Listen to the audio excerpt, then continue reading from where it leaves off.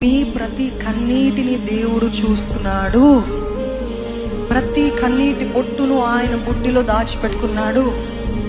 ఆయన అంత గొప్ప దేవుడు అయినప్పటికీ మనము బాధపడితే, మనము కన్నీరు విడుస్తే మనతో పాటు బాధ పొందే దేవుడు ఒక్కడే మిమ్మల్ని అర్థం చేసుకోగలుగుతాడు.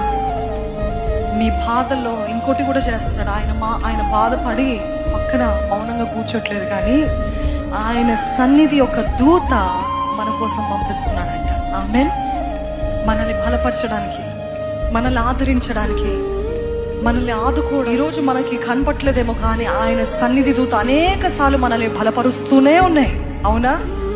ఆయన దూతలు మనల్ని బలపరుస్తున్నాయి. నాకు అవ్వదు, ఇంకొక రోజు నేను ముందుకు వెళ్ళలేను అన్న పరిస్థితుల్లో దేవుడు అంటాడు, దూత వెళ్ళు, బలపరచు, ఆదరించు, నేను ఎంత గొప్ప దేవుడో చూపించు, నేను అర్థం చేసుకున్నానని బయలుపరచు వారికి.